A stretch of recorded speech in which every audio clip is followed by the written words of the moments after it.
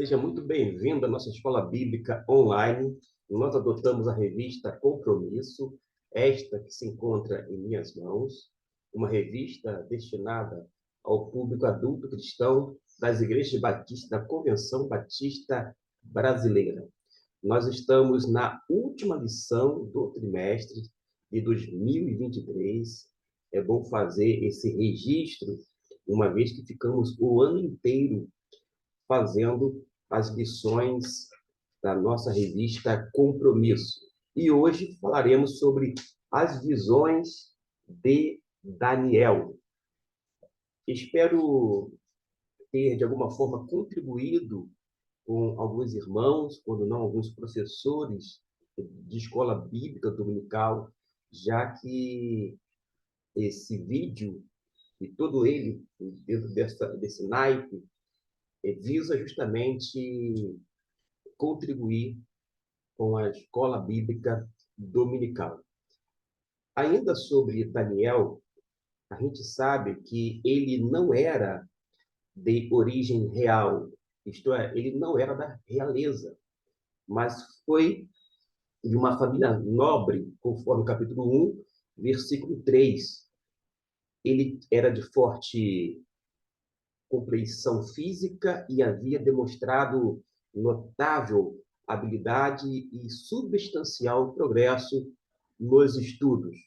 E quando ele foi levado por Nabucodonosor no ano 605 antes de Cristo. Talvez ele tivesse 20 anos de idade e havia desenvolvido no grande reavivamento religioso no reinado de Josias. De qualquer forma, a influência desse reavivamento devia a ele muito de sua estabilidade e firmeza do seu caráter religioso. Ele treinou-se na língua e no ensino dos caldeus para os serviços do rei e logo cedo adquiriu grande fama em virtude de sua inteligência, habilidade, sabedoria, sobretudo. Tão grande era a fidelidade e também, como extensão, a habilidade e capacidade que Nabucodonosor logo o constituiu regente sobre toda a província da Babilônia e principal governador sobre todos os sábios da Babilônia. Eu queria passar rapidamente aqui uma espécie de esboço de todo o livro. No capítulo 1 até o 6, vai narrar sobre a história de Daniel. No capítulo 1, de uma forma específica, fala sobre a juventude, a educação de Daniel, vai mencionar que ele foi, inclusive, levado com outros cativo, né, para a Babilônia, fala sobre sua educação, sobre sua fidelidade, enfim, vai consistir sobre a vida do profeta. No capítulo 2, vai mencionar já agora o sonho do rei Nabucodonosor. Os caldeus falharam ao interpretar o sonho e foram exterminados. Daniel permanece, suspende a execução, descobre o sonho numa visão, o relata e interpreta a Nabucodonosor. Como consequência, Nabucodonosor reconhece a grandeza de Deus dos hebreus, o Deus dos hebreus. Honra e enaltece a Daniel e seus companheiros. Confere honrarias a Daniel. No capítulo número 3, fala sobre a fidelidade dos companheiros de Daniel. Daniel não está sozinho. Eu sei que a elite dos judeus estavam em exílio, mas tem 3 amigos, 3 pessoas bem especiais que são importantes e são mencionadas são estes que vão depois parar lá na fornalha. E o capítulo 3 vai falar sobre essa fidelidade dos companheiros de Daniel. É ordenado a todos a adoração da grande imagem de ouro, dedicada no campo de Dura, uma região, e os três hebreus se recusam a adorar e são atirados na fornalha.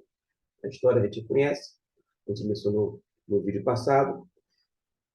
É bom frisar que são miraculosamente preservados e livres do poder das chamas. Como consequência, Nabucodonosor outra vez reconhece o Deus deles e faz um decreto em sua honra, na honra de Deus, e desta maneira protege aqueles homens. Os três sonhos de Nabucodonosor são relatados na forma de um decreto para todos os povos na terra. É o que a gente vê no capítulo de número 4. Dentro do capítulo 4, a gente vai ver a introdução ao decreto. O Deus de Israel é grande e poderoso. E como os sábios falharam na interpretação do sonho. Como o sonho foi relatado por Daniel, que o interpretou e exortou o rei a mudar, no sentido de arrepender-se, houve, a gente sabe, um cumprimento e seus efeitos sobre Nabucodonosor. No capítulo 5, fala sobre o banquete de Belsazar. Isso se deu no ano 539 a.C. Menciona a orgia e o sacrilégio do banquete, a mão descrevendo na parede e o fracasso dos sábios em interpretar o que estava sendo escrito. Diz ainda sobre a interpretação dada por Daniel e seu cumprimento, e Belsazar é morto e Dario, o Meda, se apodera do reino. No capítulo 6, Daniel está na Copa dos Leões. Daniel, outra vez, é levado a uma alta posição política por Dario, o Meda, e outros oficiais do reino, movidos de inveja, induzem Dario a fazer um decreto no qual Daniel é apanhado em violação. O rei, embora com relutância, ordena que Daniel seja lançado na cova dos leões, mas este é milagrosamente salvo e os seus inimigos são tirados na cova dos leões. Há um decreto de Dario honrando a Deus de Daniel. Capítulo 7 até o 12, a gente vai ter que dar esse salto, mas mencionar o que houve nesse meandro. Houve a visão dos 4 animais, no primeiro ano de Belsazar, no capítulo 7. Depois nós temos, vou dizer, entre outras coisas, a oração de Daniel, no primeiro ano de Dario, o Meda, no ano 539 a.C., o capítulo 9. A última visão de Daniel, que vai estar entre o capítulo 10 e 12, e é dada justamente à margem do rio Tigre, no terceiro ano de Ciro. Em resumo, esse é o nosso esboço sobre este livro. Agora, nos reportando à lição, vamos à revista, na página de número 58. Os capítulos iniciais do livro de Daniel apresentam a sua chegada ainda jovem como exilado na Babilônia. Eu disse mais ou menos a idade aproximada agora há pouco. Nos seus últimos capítulos, o livro faz registro de visões que o próprio Daniel teve e as suas interpretações, com o estilo apocalíptico de escrever. As visões que o profeta teve nos últimos anos de sua vida são descritas a partir de simbolismo e interpretações figuradas. Lembrando que eu disse anteriormente que o gênero literário chamado literatura apocalíptica, ela tem essas características. A primeira delas a simbologia e a numerologia. Mas qual é o objetivo da literatura apocalíptica? O objetivo é encorajar, animar as pessoas que estão sob perseguição por enormes dificuldades. Desta forma, se você lê o livro de Daniel, assim como o livro de Apocalipse, o último livro do Novo Testamento, e adota o mesmo gênero literário, e você sente medo, pavor, isto é sinal de que você não compreendeu o gênero. Porque o objetivo é encorajar. Mas encorajar quem? As pessoas. E como leitores e como ouvintes, de uma forma secundária, porque nós não recebemos primeiramente estas visões, estes registros, nós não temos que ter medo algum. A gente tem que ter um pouco de bom senso, não se arvorar em interpretações esdrúxulas, mas permitir que o texto fale por si mesmo. Desta forma, você caminha de modo literal e só vai adentrar a questão da, da simbologia quando o texto lhe permite avançar. Enquanto o texto bíblico não permite, não deixa você ir à frente e utilizar um método simbólico, uma vez que está contido aqui o simbolismo, a gente não tem a autorização da parte de Deus de interpretar de uma forma literal aquilo que é descrito de forma simbólica. Lembrando que o símbolo não é algo fictício, sempre é algo, é um símbolo de uma realidade. Mas a gente não pode incorrer em erro e achar que o símbolo é, na verdade, uma alegoria. A alegoria visa trazer sentidos ocultos no texto bíblico. Ora, a gente não precisa inventar nada para dar um significado mais profundo, um significado que somente aquelas pessoas ou nós damos ao texto. Pelo contrário, a gente precisa, de uma vez por todas, extrair do texto as suas ideias, sobretudo a sua mensagem. Não impor os nossos insights, as nossas ideias, os nossos conceitos, muitas vezes pré-estabelecidos no texto bíblico. Vou dar um exemplo aqui e abro um parênteses. No livro de Apocalipse, não existe nenhuma vez um emprego do termo anticristo. Nós temos a besta do mar, a besta da terra e muitos outros, vou dizer assim, personagens que são descritos dentro daquela literatura apocalíptica. Mas não menciona sequer o termo anticristo. As pessoas, quando leem Apocalipse, quando pregam sobre o Apocalipse, quando ensinam sobre o mesmo livro, têm a tendência de falar sobre o anticristo, como se o anticristo estivesse ali dentro.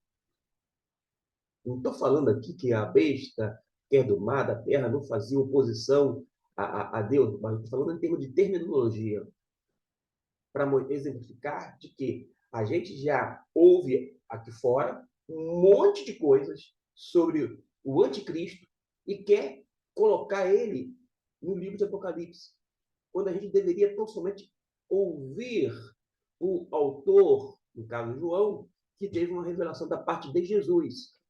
Se a gente ouvir, a gente vai se fixar e nos deter tão somente nos personagens descritos naquela obra e não pegar personagens que são descritos pelo mesmo autor, num outro contexto, direcionado a outras pessoas, sobre outras circunstâncias, e não as mesmas. Eu quero mostrar que muitas vezes a gente lê não apenas Daniel, mas os demais livros com a lente dos outros. A gente já entra, a gente não usa óculos, de repente, e a gente pega o óculos que é de outrem. E se você já usa óculos, você deixa o seu óculos aqui, pega um outro, que não é seu, e começa a fazer a leitura. E é por isso que, não apenas no arraial evangélico como um todo, mas também no arraial chamado Batista, nós temos inúmeras interpretações, algumas delas, quando não muitas, que são contraditórias, que são antagônicas, por causa desse vício nocivo de ler a Bíblia a partir da ótica de outras pessoas. E não ter o cuidado e a preocupação, quando não a ocupação, de ver no texto, fazer perguntas adequadas ao texto e extrair as respostas a partir da palavra de Deus. Pouco importa o que eu penso sobre isto ou aquilo outro. O importante é que vocês tenham, sem sombra de dúvida, uma certeza, uma confiabilidade que é dada pela própria palavra de Deus. Se a gente estiver firmado na palavra de Deus, a gente não vai dar atenção a muitos tipos de vozes, esses tipos de vozerios por aí, que muitas vezes não ajuda em absolutamente nada. Só deixa o texto, as interpretações dos textos mais confusas. Mas Deus não é Deus de confusão, senão de paz. E se alguma interpretação, por mais mirabolante que seja, rouba a sua paz, você deveria considerá-la um pouco. Quando não, passar a ser um estudioso da palavra de Deus. Todos nós somos estudantes da Bíblia no contexto da escola bíblica dominical, mas nem todos são estudiosos. Nem todos se dedicam de corpo e alma para ouvir Deus falar. E a gente vai agora mencionar a primeira visão que se encontra no capítulo de número 7. Vou colocar aqui Daniel 7.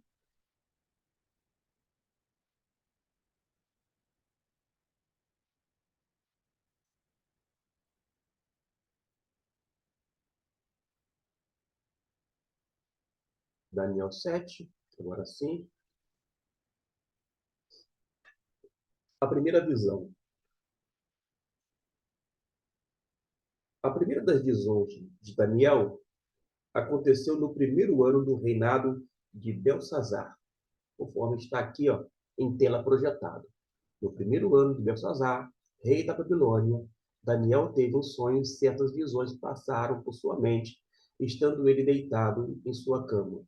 Ele escreveu o resumo do seu sonho. Esta é a primeira visão.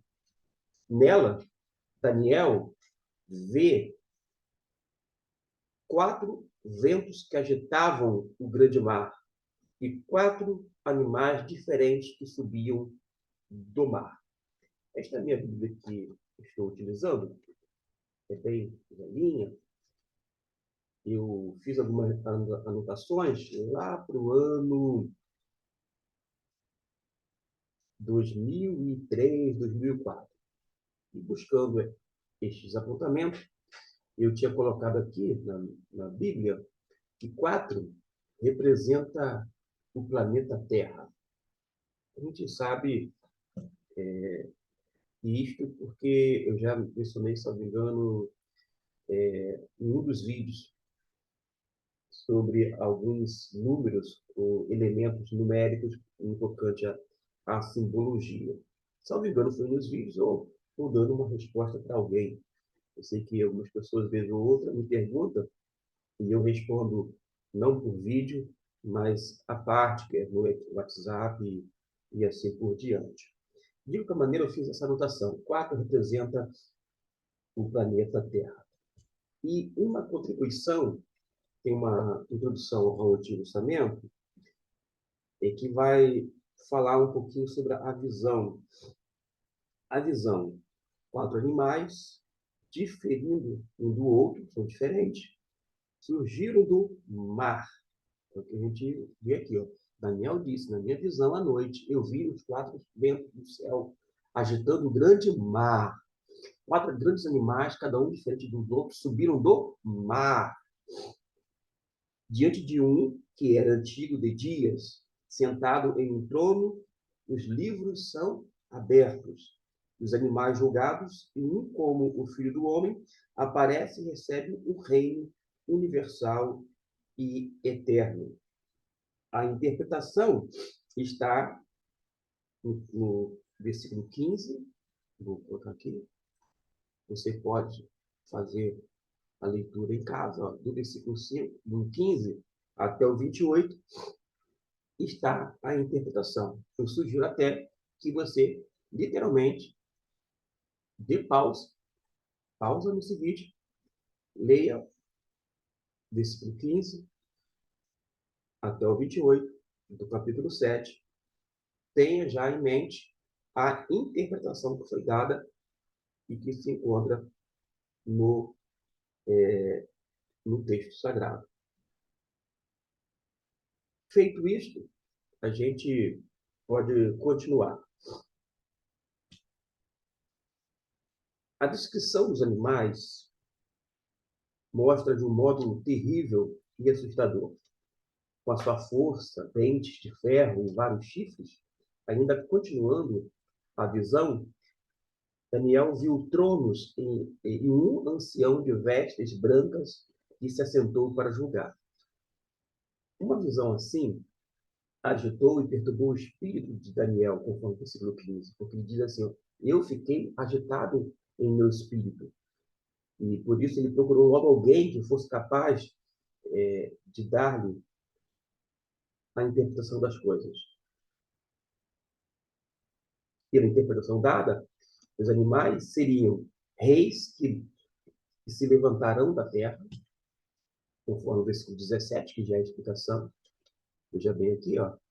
A gente não precisa inventar nada, não. É só ficar preso, atrelado ao texto bíblico. Qual é a interpretação? Os 4 grandes animais são 4 reinos que se levantarão na terra.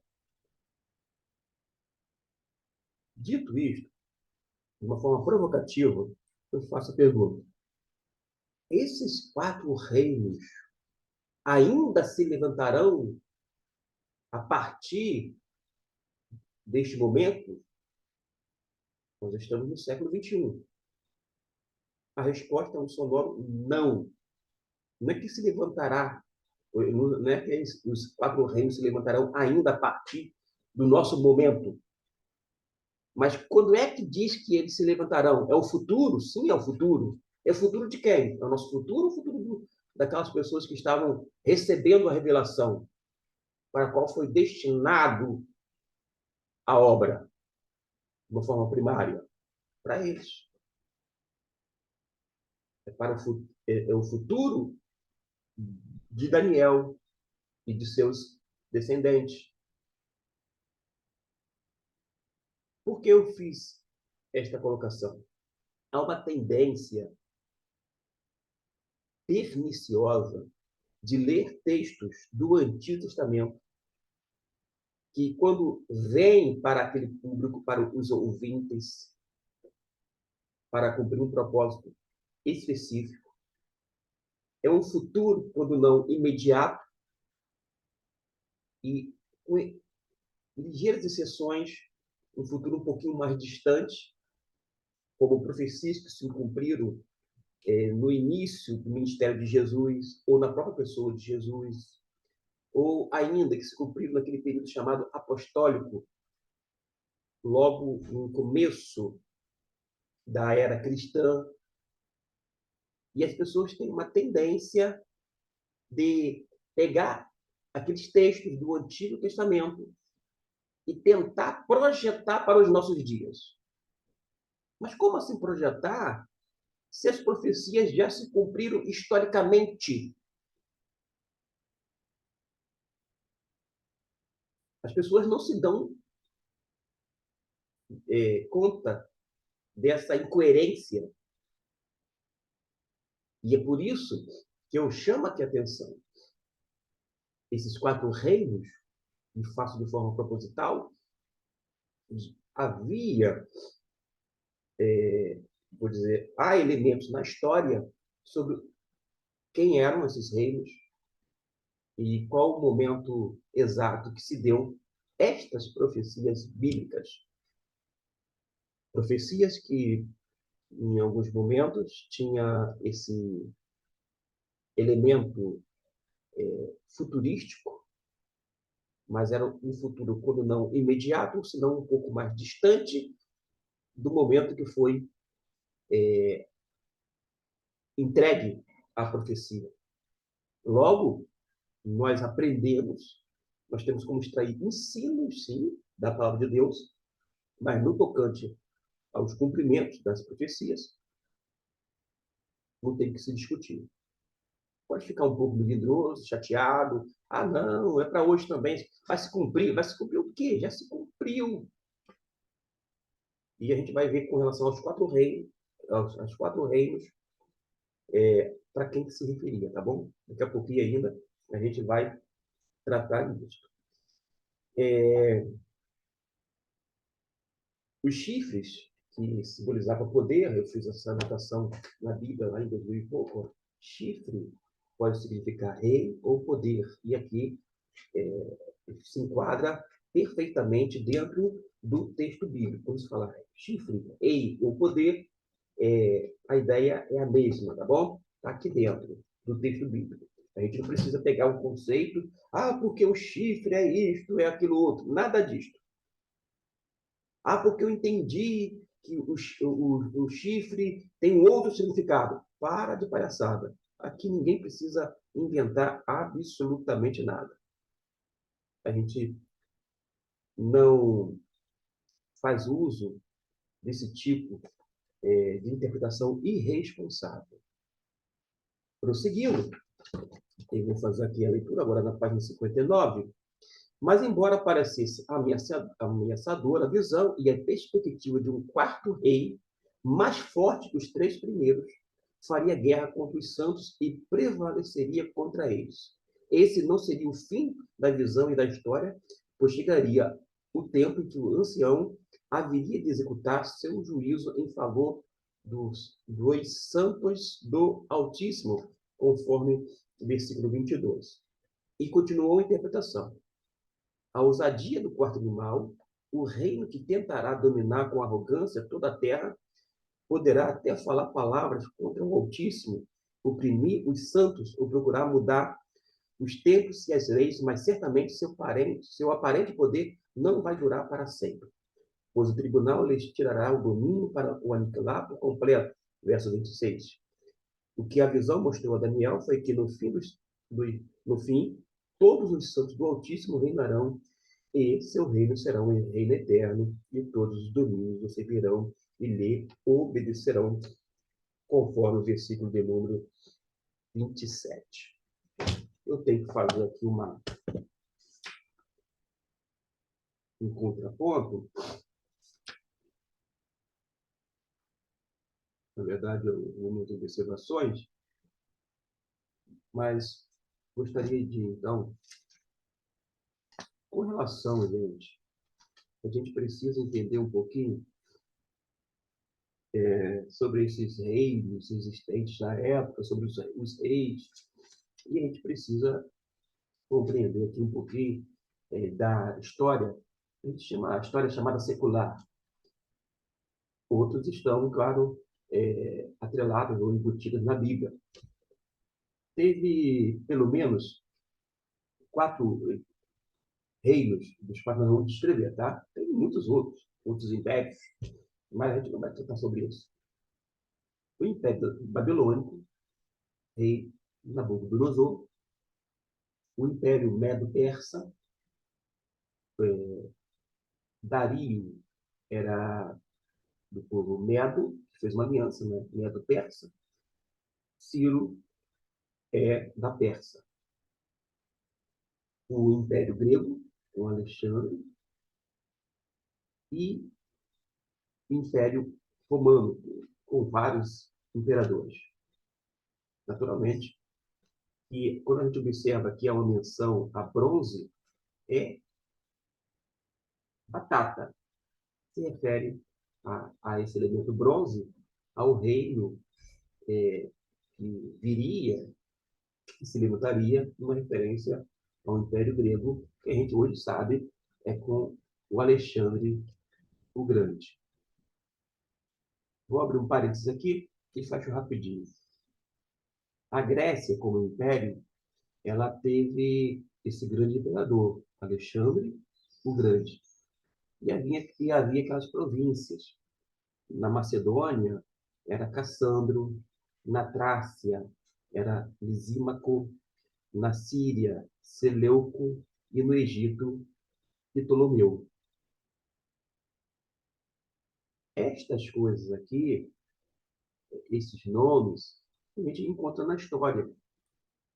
As pessoas, no contexto imediato, ou um pouquinho mais distante, elas podiam se situar perfeitamente, historicamente falando, porque fazia parte da história do mundo até então conhecido.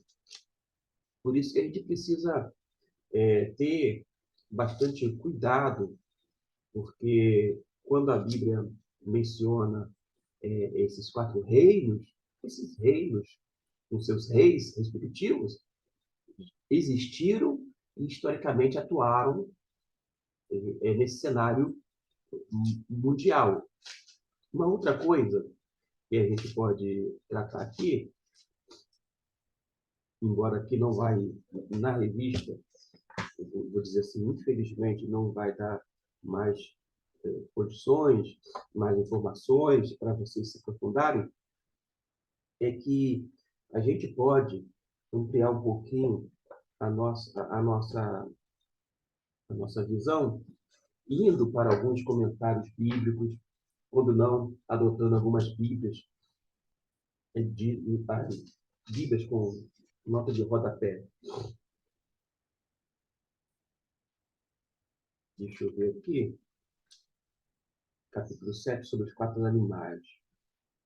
Eu posso contribuir com algumas anotações dos livros que eu estou utilizando nesse momento. Vejamos. 4 animais grandes. Esses 4 animais representam 4 reinos, conforme o versículo 17 e 23.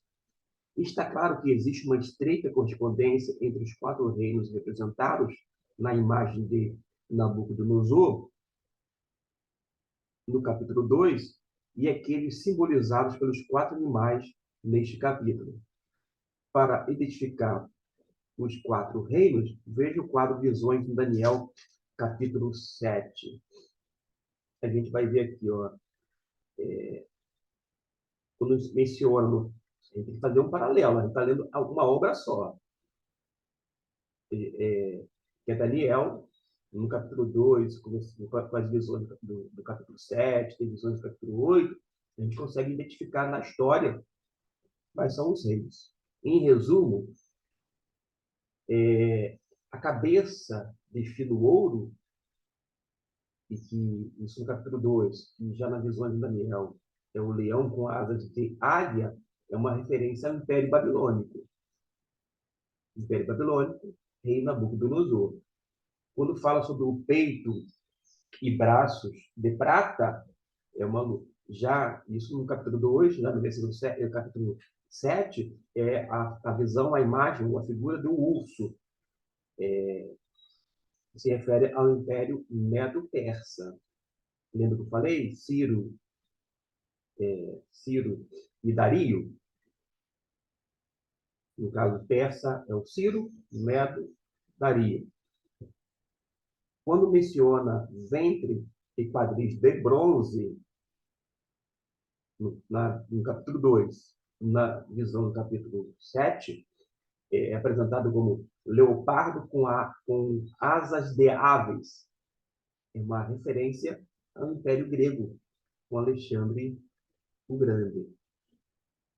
E, quando se refere às pernas de ferro, cujos pés de ferro e barro, no capítulo 2, na visão do capítulo 7, que é animal terrível e forte, com dentes de ferro, é uma referência ao Império Romano.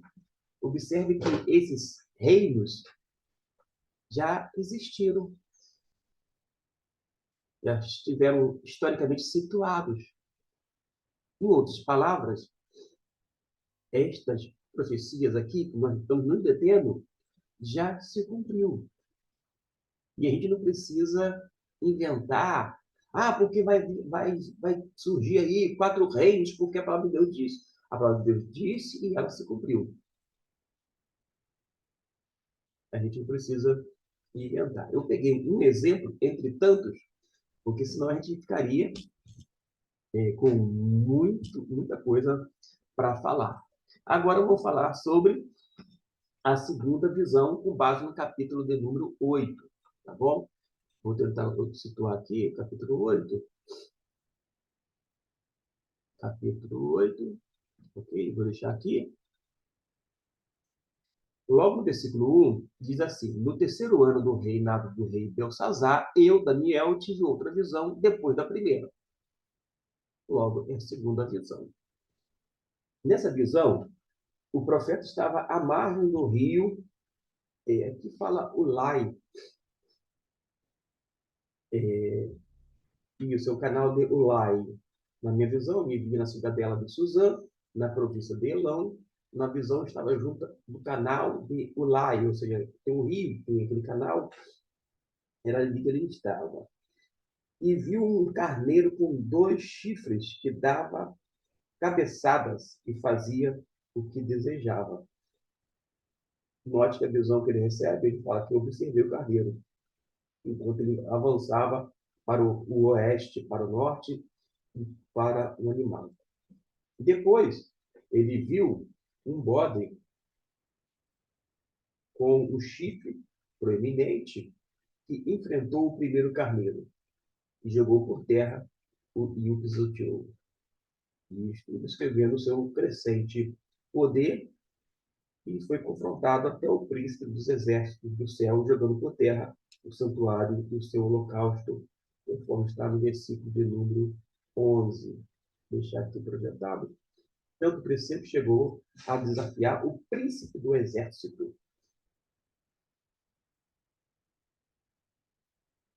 Isso, o príncipe do exército. Suprimiu o sacrifício diário oferecido ao príncipe e o local do santuário foi destruído.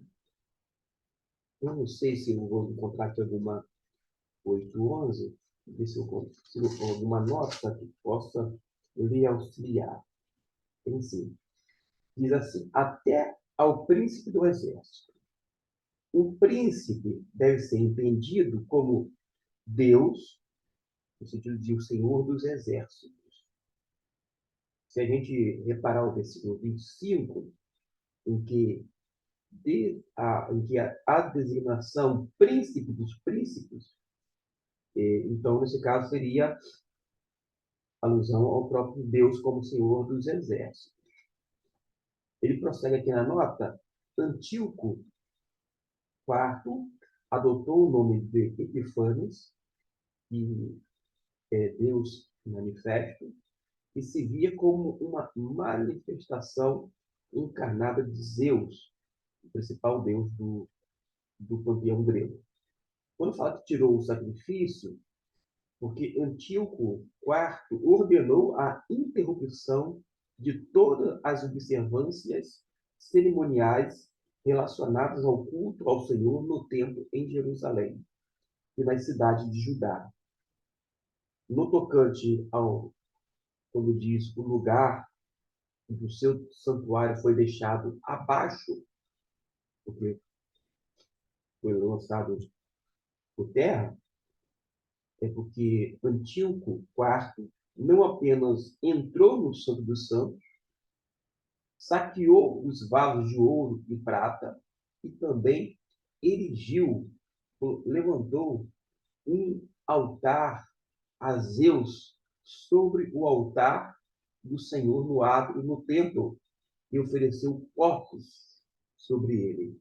a gente pode ler, ver isso direitinho, lá no capítulo 11, eu estou me reportando aqui agora, no versículo de número 31, nos diz assim, deixa eu ver aqui, vou utilizar a minha Bíblia, tá bom? 11:31, minha Bíblia impressa, e não esta aqui. Dele sairão forças que profanarão o santuário, a fortaleza nossa, e tirarão o sacrifício diário, estabelecendo a abominação desoladora. E na nota de rodapé, diz: tirarão o sacrifício diário, estabelecendo a abominação desoladora. A profanação do templo em dezembro do ano 168 antes de Cristo, por Antíoco IV, se deu justamente nessa ocasião. Percebam que esses acontecimentos se deram quando? Nos tempos antigos, no passado. Passado para a gente, mas futuro para aqueles que tinham recebido a revelação da parte de Deus. Futuro para eles, passado para nós. Eu vou prosseguir aqui, porque nos diz assim: o profeta ainda ouviu dois seres santos que conversavam, questionando sobre até quando duraria aquela visão e obtendo como resposta a afirmação de que duraria apenas um período, para então o santuário ser purificado. Daniel continuou a visão e procurou entendê-la quando Gabriel foi instruído a fazer com que ele a entendesse. Antes, porém, o profeta, amedrontado e caído com o rosto em terra, o ânimo lhe foi dado por um toque de Gabriel, que o pôs de pé e confirmou serem aqueles acontecimentos vistos referentes a eventos que pertenceriam ao tempo determinado do fim, conforme o versículo 19, e que o carneiro inicial seria o rei da Média e da Pérsia, e o bode, o rei da Grécia. Porém, com a visão apontava ao dia muito distante em relação ao tempo de Daniel, e por isso ninguém podia entendê-la. O profeta foi instruído a apenas selar a visão. Observe que a gente tem profecias, vou dizer assim, profecias que se cumpriram. Note que teve coisa que Daniel não entendeu, que não tinha como entender. Só teria entendimento caso o Senhor revelasse para ele como profeta. Como não revelou, não tinha como saber. Hoje em dia, a gente conta com a ajuda do Espírito Santo, é verdade, para que venha iluminar a nossa mente, porém, não exime a gente de ser responsável no tocante à leitura cuidadosa e interpretação da palavra de Deus. A terceira visão iniciou, agora, a terceira visão, deixa eu ver aqui,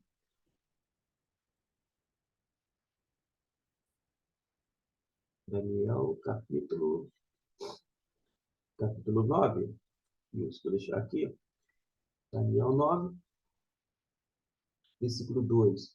No primeiro ano do seu reinado, eu, Daniel, compreendi pelas Escrituras, conforme a palavra do Senhor dada ao profeta Jeremias, que a desolação de Jerusalém iria durar 70 anos. Note que o cativeiro babilônico se deu justamente durante 70 anos. Enquanto a elite estava no exílio, aquela primeira geração que foi para lá morreria lá, em terra estranha, na Babilônia, deveria viver da melhor forma possível ali, amar aquela terra, porque não sairia dali, mas a esperança era justamente os seus descendentes, os seus parentes. Estes, sim, sairiam da Babilônia, voltaria para Israel. E como assim ocorreu? E foi durante 70 anos. Na página de número 60, nos diz assim: iniciando o reinado de Dario, o profeta Daniel foi buscar nos livros o registro daquilo que o Senhor já tinha falado aos profetas sobre as desolações de Jerusalém, que durou 70 anos, como eu disse. Tendo entendido a situação do povo, segundo a leitura, Daniel logo se voltou para o Senhor com orações, jejuns e quebrantamento. Eu quero chamar aqui a atenção para Daniel. Daniel recebe da parte de Deus a mensagem divina. Daniel recebe da parte de Deus visão. Repito, visão dos altos céus. Mas ainda assim, Daniel recorre aos escritos que tinham sido anteriormente inspirados pelo mesmo Espírito de Deus. E ele faz uso de quê? Dos escritos do profeta Jeremias.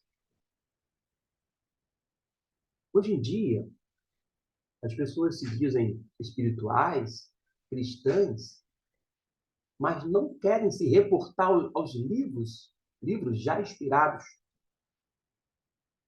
Não querem se voltar para o cânon, para esse livro que já serviu de medida e que é o nosso padrão, é regra de fé para a nossa vida.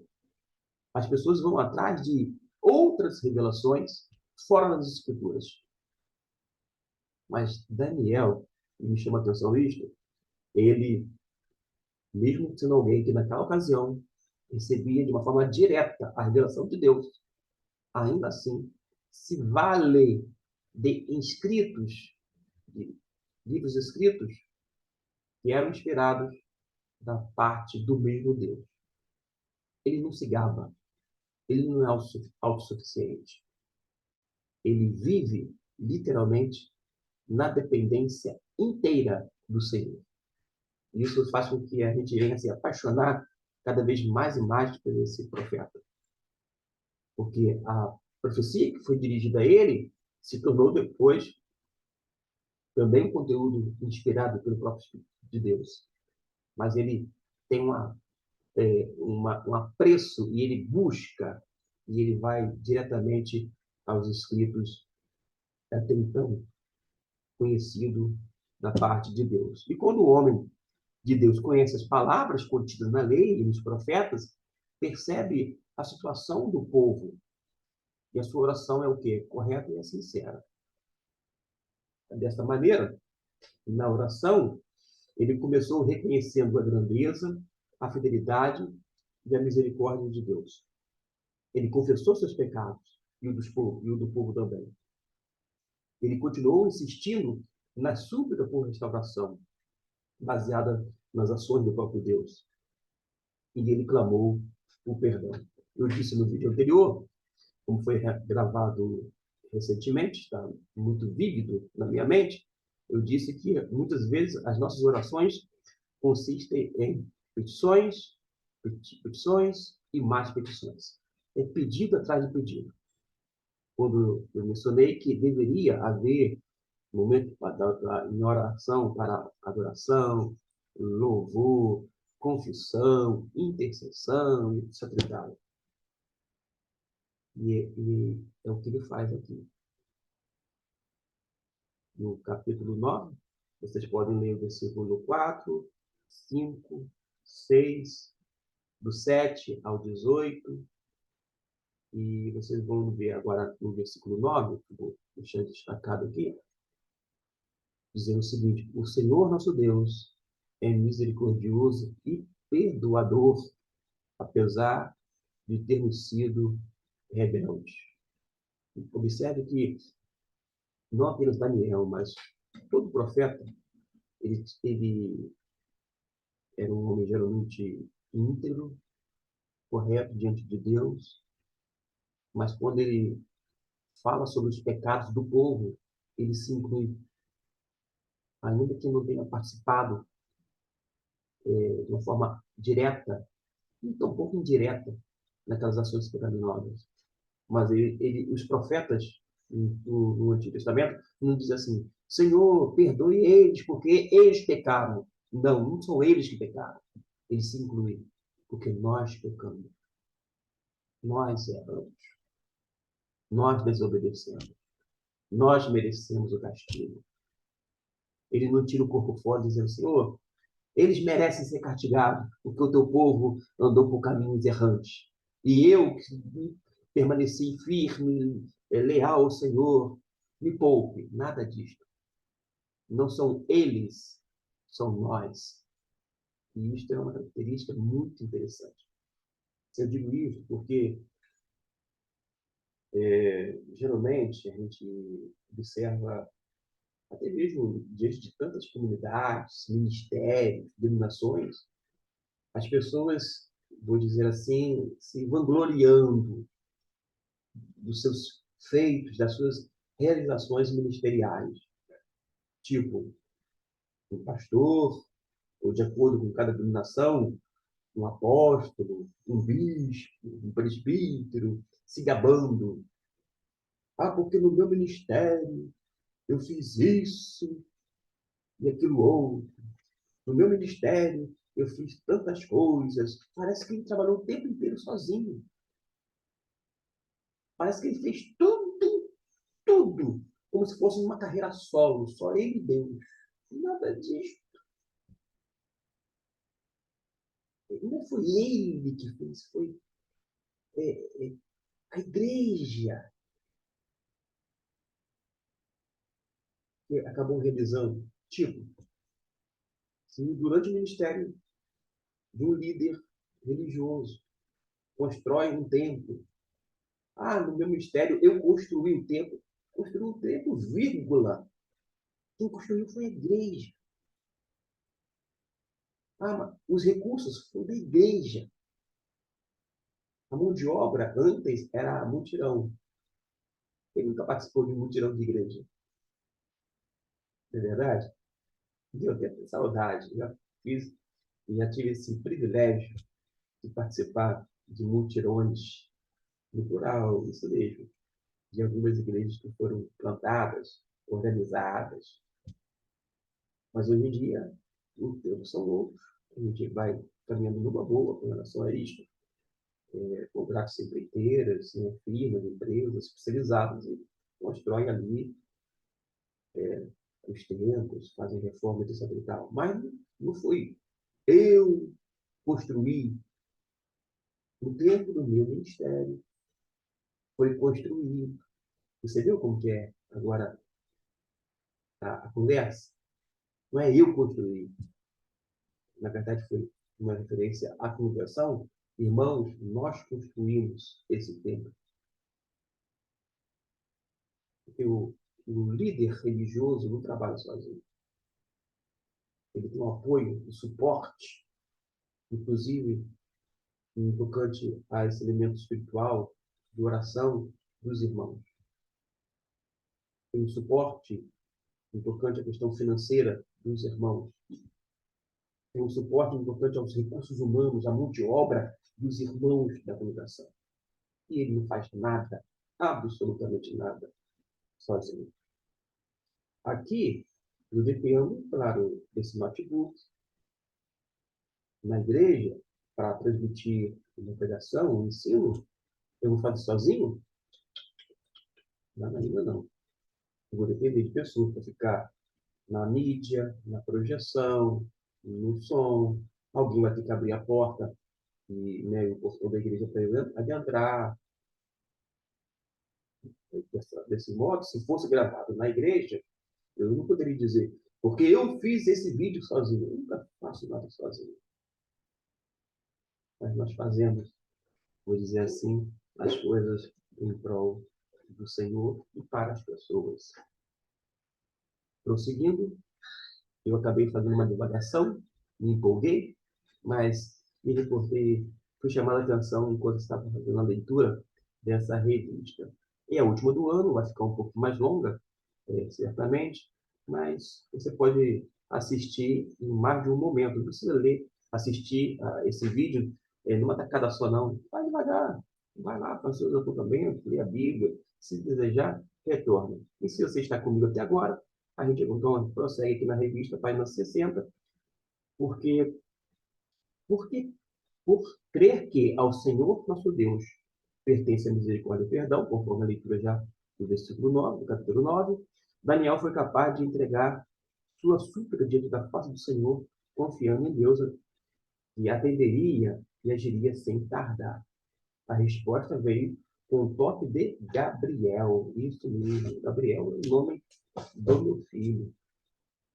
Miguel significa aquele que é como Deus. Miguel. Isso aí. Eu falei de Miguel.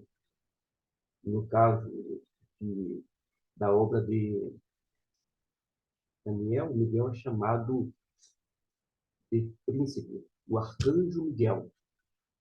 Arcanjo vem de uma junção, de uma junção de palavras. Arque é antigo e anjo, antigo anjo, ou um anjo antigo. O arcanjo Miguel, traduzindo, é um anjo antigo ou antigo anjo. No versículo 5 do capítulo 10,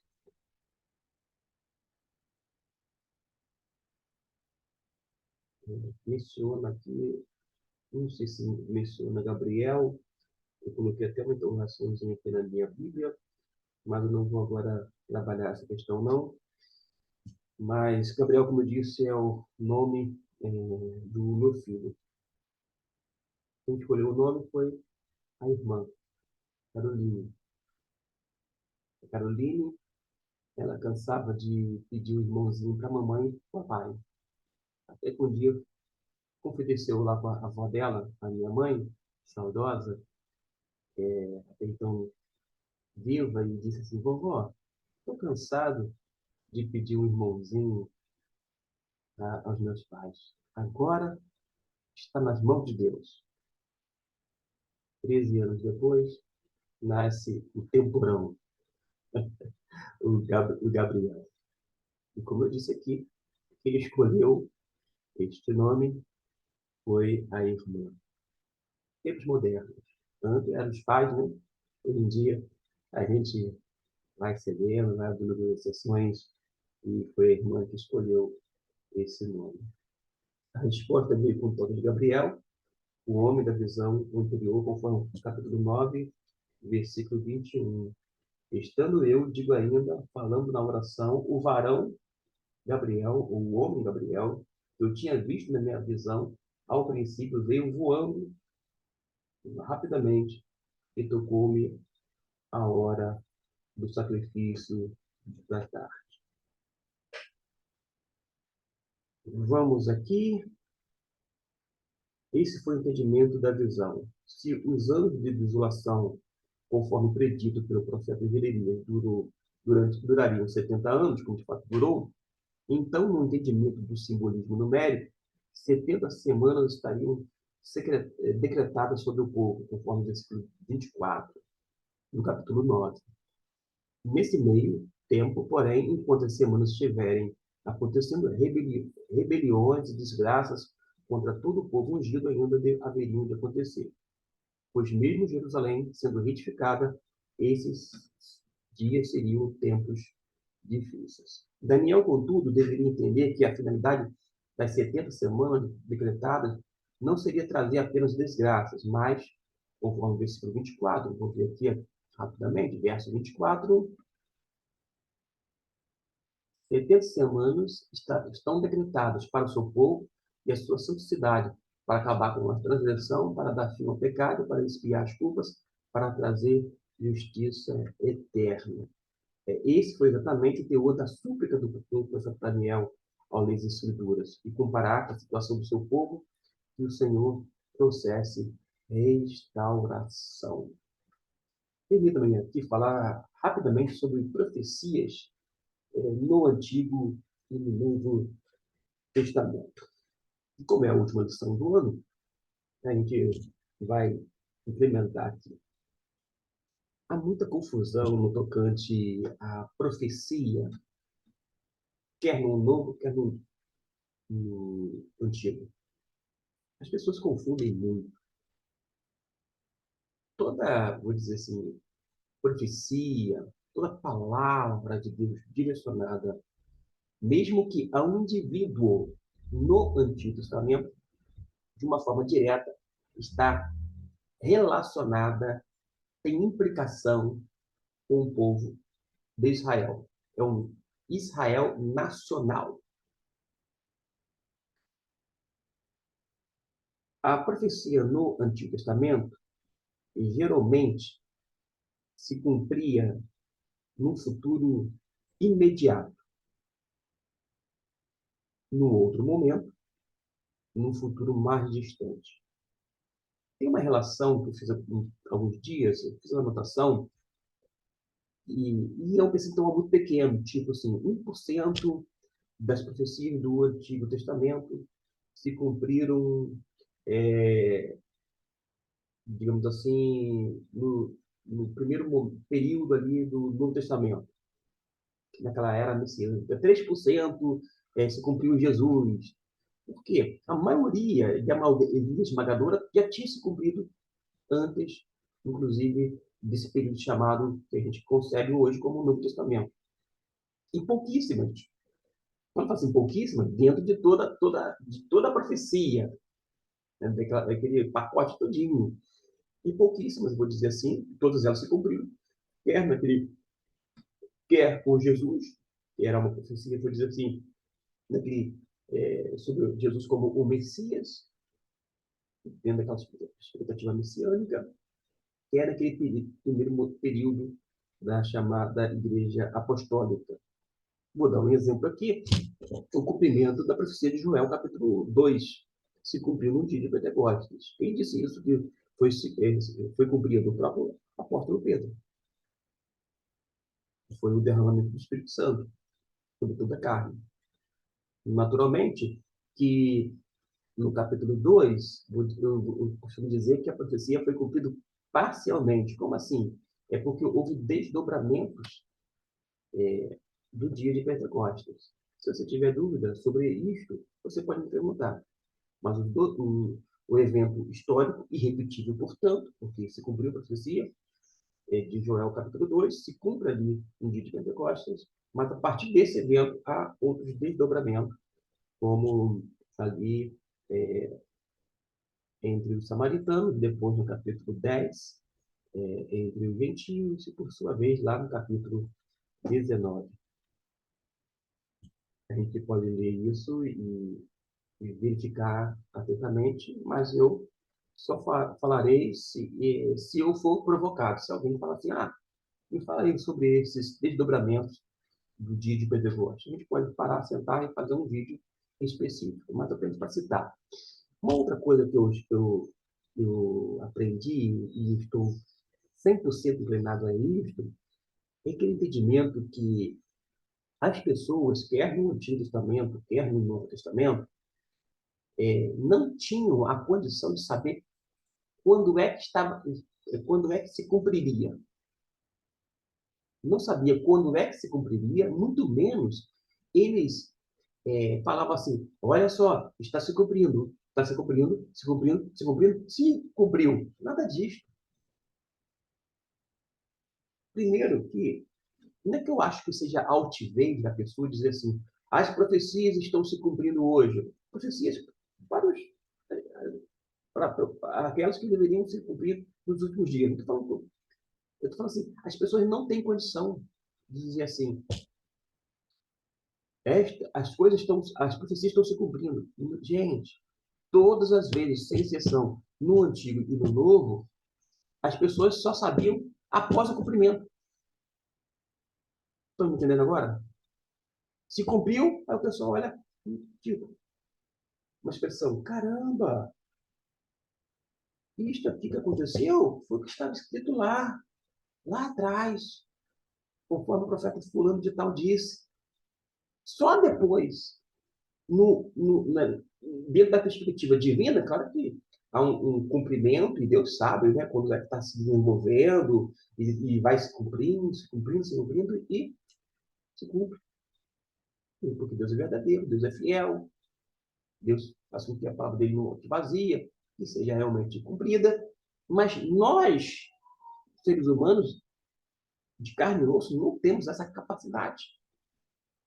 Toda vez quando eu ouço, e inúmeras vezes eu fico ouvindo, Ah, porque está se cumprindo.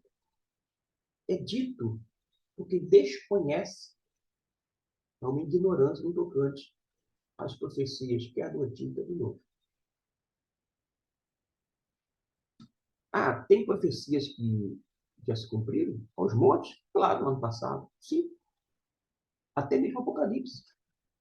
Tem profecias que já se cumpriram? Claro que sim, muitas delas. Ah, quais profecias que não se cumpriram? Vou dar um exemplo aqui. Vou dar um exemplo aqui. Pega o capítulo Apocalipse.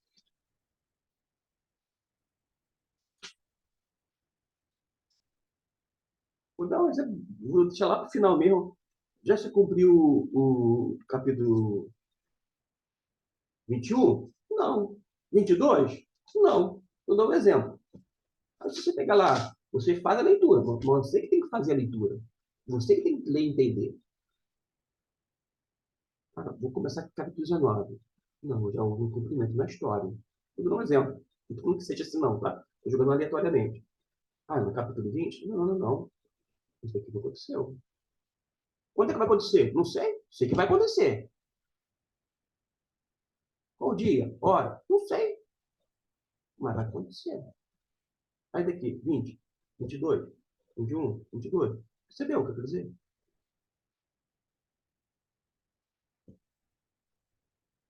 Mas a gente tem uma tendência de dar pitaco. Ah, porque está se cumprindo. Não, não, gente. Não é dessa forma que as pessoas no Antigo Testamento se lidavam, não.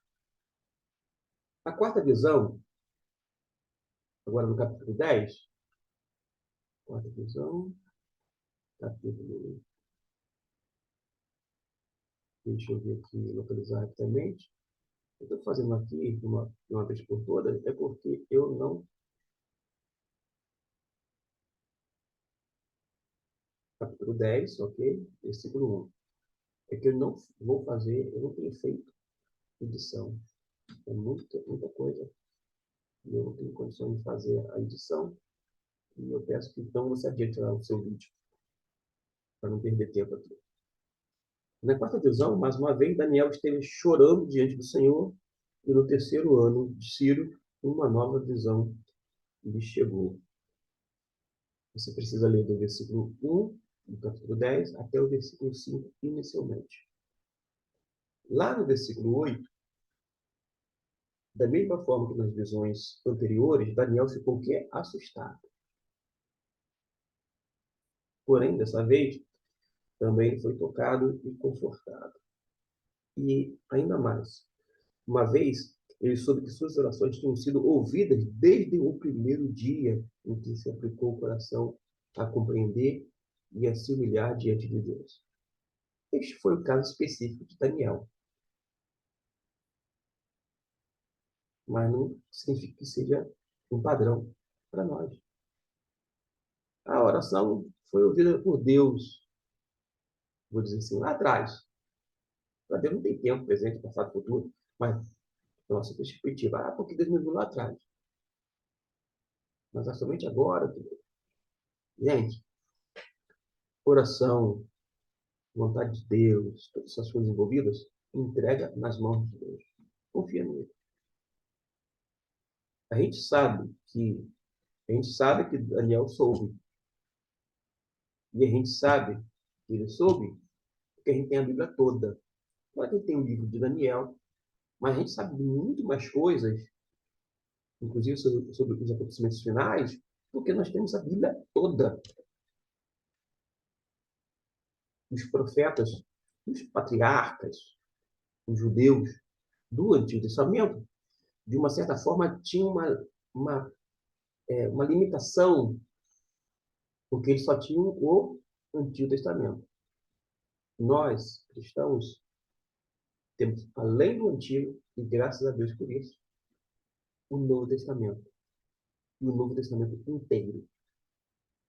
Agora, imagine só como seria prejudicada a nossa compreensão se a gente só tivesse partes do Novo Testamento. Se a gente não tivesse o livro de Apocalipse. É por isso que há um entendimento E assim eu creio de que Deus, ele preservou, isso mesmo, ele preservou, inclusive, os manuscritos que nós temos, eles são inúmeros manuscritos, para que a nossa geração tivesse acesso à Bíblia toda e pudesse, então, desfrutar dessa revelação completa, plena, conforme nós temos na nossa, na nossa Bíblia. Vamos avançar um pouco mais.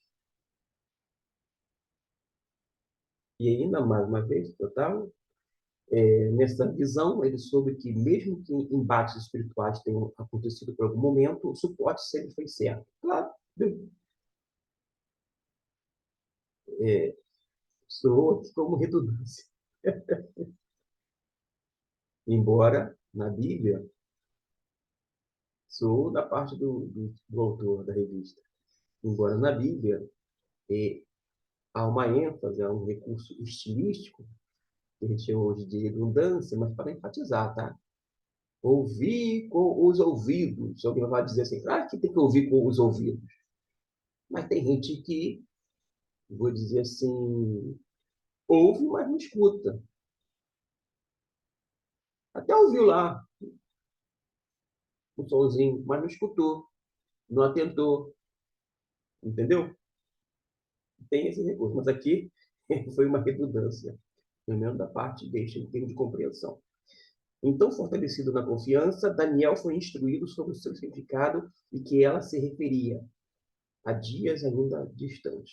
Daniel, contudo, continuou com o rosto em terra, porém, ainda o ser que parecia um homem voltou a reanimá-lo. De qualquer maneira, nós hoje podemos ser reanimados, encorajados. Primeiro, por causa de que o Espírito Santo de Deus passou a habitar permanentemente dentro de nossas vidas, como a gente chama comumente, em nossos corações. O Espírito Santo habita em nosso coração. Para ser mais preciso, o Espírito Santo, que é uma linguagem figurada, coração, no sentido de mente, pensamento, né? Onde é processo. O Espírito Santo habita aqui, ó. O espírito humano está aqui, vou dizer assim, alojado aqui. Ah, aqui tem a mente. Tem a massa cinzenta. Sim, mas não é a massa cinzenta que assume comando. Não, é o espírito do homem. É o espírito que é dotado de vontade. É o espírito que é vontade desse querer, desse ato evolutivo. É o espírito humano que tem essa capacidade de julgar, de analisar, de ponderar. É o espírito humano que tem essa condição de sentir, de ter as emoções, etc. É tudo aqui. Não é a massa cinzenta, não é, mas é aqui onde o espírito humano, vou dizer, está alojado. E onde é que o Espírito Santo vai habitar? Aqui, na nossa mente. Eu falo, nossa mente é uma referência. Não é no nosso coração. Não é no nosso coração. Aqui, próximo à mão esquerda. Não. Então, quando algumas pessoas submetem-se a uma cirurgia, a um implante de coração, um transplante, se o Espírito Santo estivesse aqui alojado e você fosse receptor de um coração de uma pessoa não crente, você receberia um coração sem Cristo? Claro que não, né? É apenas um trocadilho para mostrar que, na verdade, que não é esse órgão físico que bombeia, não. Tanto o espírito do homem, que é dotado de vontade, etc. e tal, está alojado aqui, bem como o Espírito Santo trabalha a partir da nossa mente. E é para esse Espírito que habita em nós, que precisa iluminar a nossa mente para a devida compreensão das Escrituras Sagradas. O Espírito Santo reanima, anima, encoraja, nos guia, inclusive, a toda a verdade. E onde é que está a verdade? A verdade se encontra tão somente na Bíblia. Aí eu pensei que a verdade estava em um posicionamento político e ideológico. Se enganou. Nananina, não. Aí eu pensei que ia conseguir livrar o país através de uma vertente política. Não existe salvador da pátria. Onde é que está a verdade? Jesus disse, numa oração com seus discípulos, e ele orou, inclusive, por todos nós, né? Porque abre a possibilidade, vou dizer assim, abre o leque para todos aqueles que entrariam. Pai, santifica-os na verdade. A tua palavra é a verdade. Sobre o destino da Pérsia, que é o penúltimo tópico, o primeiro ano de Dario, isso no capítulo 11, eu não vou fazer leitura para ganhar tempo, mas você, por gentileza, leia todos os versículos, o capítulo 11. Daniel se levantou para declarar ao rei sobre o destino da nação, e segundo Daniel, estava destinada para a Pérsia uma sucessão de 3 reis. E quando o quarto chegasse, o reino seria desfeito, isto é, dividido e entregue aos outros que não eram herdeiros do trono, vindo depois várias guerras em sequências, que culminariam com a interrupção do holocausto contínuo e o estabelecimento da abominação assoladora, conforme o versículo de número 31. Isso porque o rei não teria respeito pelos deuses de seus pais e se engrandeceria acima de tudo. Na história, a gente vê governantes cheios de vaidade, de arrogância, de prepotência. É muito eu, até que dá com os burros náguas, conforme já diziam os antigos. Se dá mal, quebra a cara. Lá nos Estados Unidos, inclusive, né, a questão de ser favorável ao atual presidente Biden, nada disso, gente. Nem deixa política dos Estados Unidos, deixa os americanos resolverem. Eu não meto a colher, nem dou palpite. Mas quando o Donald Trump estava no poder, camarada totalmente arrogante, e já era arrogante porque era bilionário, cara que manda e desmanda, que tem a sua confiança no poder, compra todo mundo por conta do poderio, vou dizer assim, que tem uma alusão à conta bancária, um poderio financeiro, e deu no que deu. Se vai voltar ao poder, isso é coisa, é por conta dos americanos. Eu apenas estou fazendo uma citação porque todas as vezes, sem exceção, e o ex-presidente dos Estados Unidos, ele aparecia em público, não era só um tupete, não, meu nariz em pé, não. Camarada sempre com uma postura arrogante. Eu lembro que todas as vezes, sem exceção, e inclusive diante de outras autoridades, quando ele recebia ou ia ao encontro de outras autoridades, nos eventos, com outros governantes, com outros presidentes, sempre se considerava e agia como se fosse superior aos demais. É um homem como a gente, carne e osso. Estou citando aqui porque aqui mencionou justamente o fato, né, daquele rei específico de desobedecer, ser arrogante, se vangloriar, e ver tudo depois, ó, ruindo. A história, ela tem muito a nos ensinar com pessoas desse tipo de ensinamento. Tomara que todas as pessoas que agem assim venham se arrepender. Se arrepender, graças a Deus, será uma nova criatura em Cristo Jesus. Mas ainda assim, carregará as consequências dos seus atos. Não é assim?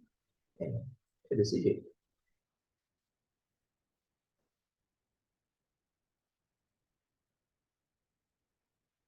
O fim dos tempos, quanto ao povo de Deus, aquele cujo nome estiver escrito no livro, aí ele já está se baseando aqui, o autor, no capítulo 12, vou deixar apenas aqui projetado, capítulo 12.